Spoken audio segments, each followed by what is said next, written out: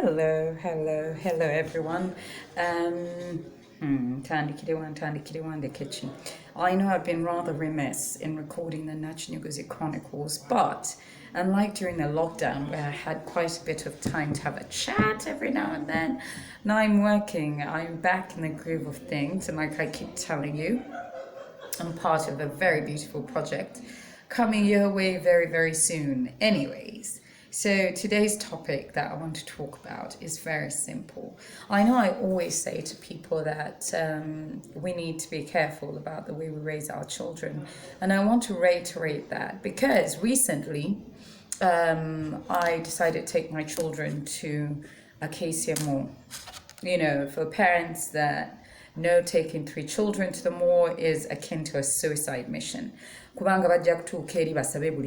anyways, before we went, I always, make sure that my children and I agree that every single one's going to pick up one present.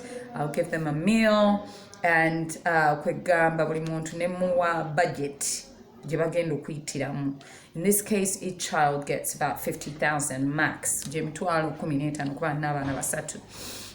And they're allowed to choose whatever it is that sits within that budget and is age appropriate for them. So in this instance, we go to Acacia Mall, and I decide, okay, let's have a wander through, and everyone picks something. So tuli moro ngamulangu mkulu says she wants to go to Mr. Price. So I say to her, I've got a business meeting. Let me meet business partner wange nga bwetuna amalawo. Then we'll go do whatever you need to do. So she's on about Mr. Price. Now what suddenly got me is I sit down with my business partner, we start to speak. Omwana wange omukulu navanga averi nga atandika ku interrupting. Buli dakika ttaano interrupting her. So I say to myself, okay, this is a bit strange. I didn't raise her like that.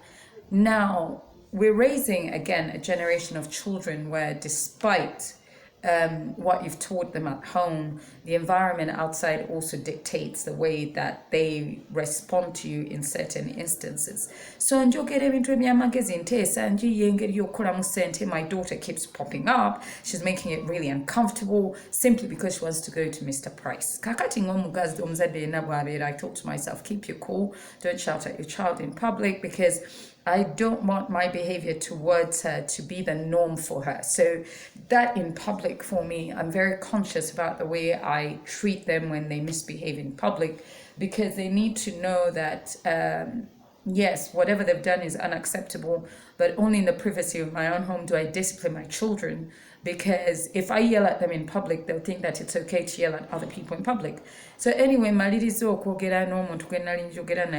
to Mr. Price. What really got me is she knew we had a budget, and then she proceeds to start picking out things that are within 100,000 sort of value mark. Me being the parent that I am, I told her now once I said that, because to me, if I tell you something, I tell you something. It's not your money. Abaana balina okuyiga nti buli kintu kyonna mbulamu bw'obanga tokikoleredde. You need to live within the boundaries of what your parents have set. So my child deciding that she wants something outside the budgetary restrictions that I'd put down on our way was rather shocking. But anyway, in this instance, she does. So I say no. As soon as we leave Mr. Price, she starts putting on an attitude. This little girl decides to act the fool. I'm looking at her and I'm watching her and I'm thinking, if you honestly think that the world owes you anything, even me as your parent, that I owe you your happiness by giving you material things, then I have failed you. I wasn't necessarily angry. I was rather shocked, and I'm thinking to myself, where did she get this attitude of thinking she is entitled to certain things that she hasn't worked for? So in my head, after that, we head to my mother's. Then I remember when I was growing up, the reason I had such a shocked attitude towards her was simply because when I was growing up, my father made sure that you understood it was a privilege for him to take you anywhere and spend his money on you. And when you misbehave, that privilege was taken away. There were no second chances. It wasn't child abuse, but he made sure that you understand that it was at his courtesy that you were given these things, that you necessarily weren't entitled to them. So as I watched my daughter throw a tantrum, I thought to myself, is it something that I have unwittingly cultivated? Nti abaana bange ntandise okubayigiriza nti nina okubawa era bwe sibawa omwana oyo is at liberty to show me her dissatisfaction with my generosity. Nengamba nti bannaye tubeere bantu kwegamba nga tuli kwegamba omwana yenna omutalekerawo obutatufuga, because my first instinct when she was upset was to actually get her the dress she wanted, and then I had to look within myself and say to myself, Nedda, because I'm not doing her any favors. If I'd gotten her that dress, she would have thought that that behavior was acceptable, that when someone doesn't give you, you're allowed to act out, which we've seen. And it's not the first time I've seen this sort of behavior. I'll just give you an example. I'm not sure if any one of you has sort of experienced this, where someone calls you, this new generation of youngsters, they'll call you and they'll say, auntie or cousin or sister, I need money for A, B, C, and D. Now, what they don't understand is what you call it, budget yo. Oba oyina gye ziraga kati omuntu bwakubira n'ekizibu, most of the time what do we say?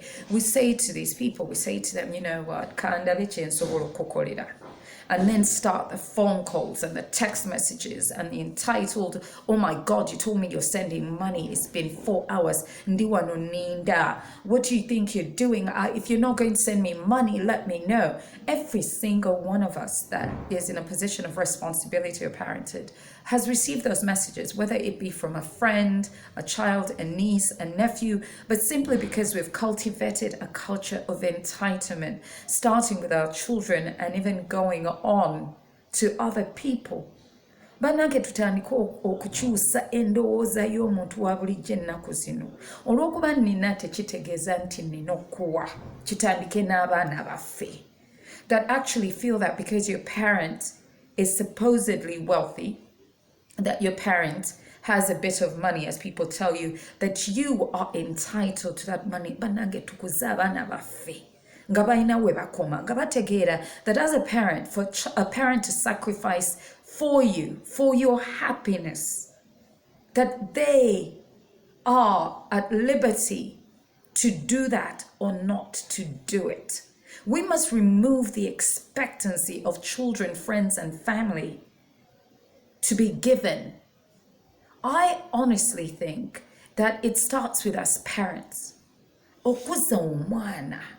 Ng'omwana is grateful for everything you give them, that they're respectful of the choices you make, that they're accepting of the things that you say no to. Kubanga abaana baffe katubakuzizza, omwana bw'otamuwa kintu ng'akunyiigira, omwana nga yeekalakasa tayogera, mu nnyumba yeeyisanga bw'ayagala, kaakati akutuusa ne ku level n'otandika okwetonda gwe nnyini ssente. Bannange tukwate mu baana baffe. Just saying no to your child will not damage them. I think it will create an individual that is grateful, that is courteous of everything that is given to them. And in so being, they'll be more empathetic and kinder to the next person. And they will know that bannange olw'okuba omuntu talina nti nedda olw'okuba omuntu alina talina kuwa kubanga yakuzaala oba akulinako oluganda oba mukwano gwo. Giving to someone is a gesture from within the heart, and we must respect that. Whether it be your child, teach them to respect that. Stop giving children and stop being apologetic when you say no to them. When you say no, so that we raise human beings that know that omuntu talina kuwa, that this world does not owe you anything at all. And then when someone gives you, be grateful. Honestly. Anyway, kakati, sina bingi. I'm going to go back to shoot, but it's been great catching up with you guys again.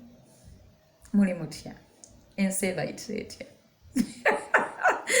Nakinyuguzi munaye ensi tetugirinaako ttabu essaawa eno naye banaye neeyongera okupakasa akuume atakuumira mpeera.